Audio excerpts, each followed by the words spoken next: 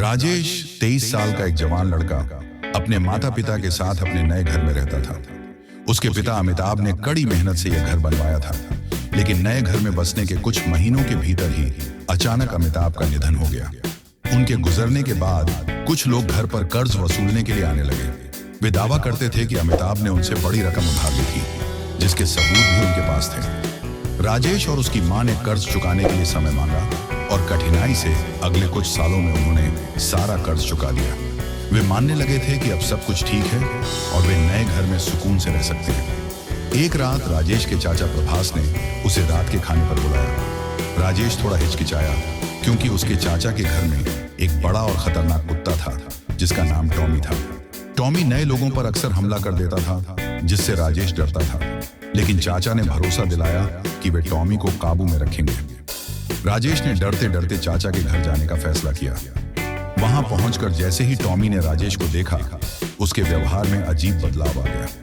Tommy, जो अक्सर लोगों पर भौंकता था, अचानक राजेश के पैरों में चिपकने लगा और प्यार दिखाने लगा।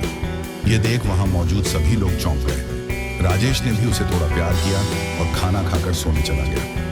रात में राजेश को एक डरावना सपना आया। उसने देखा कि उसके पिता अमिताभ उसके सामने खड़े हैं और कह रहे हैं, बेटा, मैंने तुम्हारे चाचा से 4,80,990 रुपए कर्ज लिया था, जिसे मैं चुका नहीं पाया। इस वजह से मेरी आत्मा इस कुत्ते में कैद हो गई है।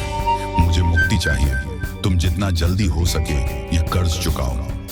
सुबह जब सब नाश्ते की टेबल पर बैठे थे, राजेश ने हिम्मत जुटाकर अपने चाचा से पूछा, चाचा, क्या पिताजी ने आपसे कुछ कर्ज लिया था? चाचा पहले तो हिचकिचाए, फिर बोले, बेटा, वो सब पुरानी बातें हैं, अब क्यों पूछ रहा है? लेकिन जब राजेश ने जोर दिया तो चाचा ने बड़ी मुश्किल से बताया कि रकम 4,80,990 रुपए थी। ये सुनते ही राजेश के होश उड़ गए। उसे यकीन हो गया कि उसके पिता की आत्मा टॉमी में फंसी है।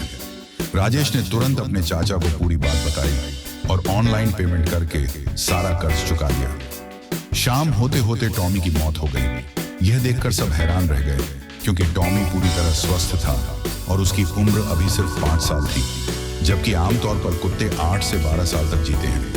इस घटना के बाद राजेश को तसल्ली हुई कि उसने अपने पिता की आत्मा को मुक्ति दिलाई और एक भारी जिम्मेदारी से छुटकारा पाया।